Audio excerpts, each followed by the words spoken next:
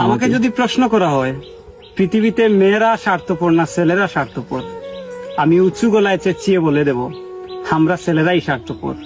আমি সমাজে অনেক বিধবা নারীকে দেখেছি যে স্বামী মারা যাবার পর আবার বিয়ে না বসে যৌবন এর মোহ ত্যাগ করে হাতের মেহেদির রং উঠে গেছে মাটি কেটে মৃত স্বামীর সংসারের হাল ধরতে।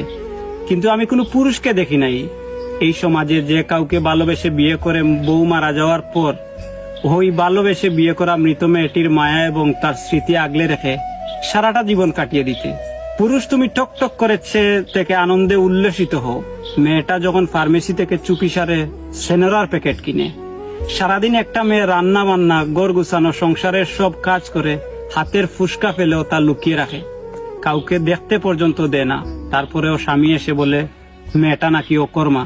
পুরুষ তুমি অকর্মা বলার আগে একবারও ভাবনি যে মেয়েটা তোমাকে বাবা ডাক শোনাবে বলে 10 মাস 10 দিন শত কষ্ট দুঃখ সহ্য করে গর্ভে সন্তান ধারণ করে। তারপরেও তুমি কি করে পারো স্বার্থপর হতে? 12 হাত কাপড়ে ঢেকে রাখা মেয়ের দেহ থেকে কাপড় সরিয়ে নেওয়ার আগে ভাবতে পারো না তোমার ঘরের মা বোনও একজন নারী। পুরুষ তুমি শুধু এটা জেনে রাখো, কারো এটো থালা বাসন ধুতে শুধু শক্তি লাগে না, যা লাগে তা হলো বুক ভরা মায়া আর মমতা।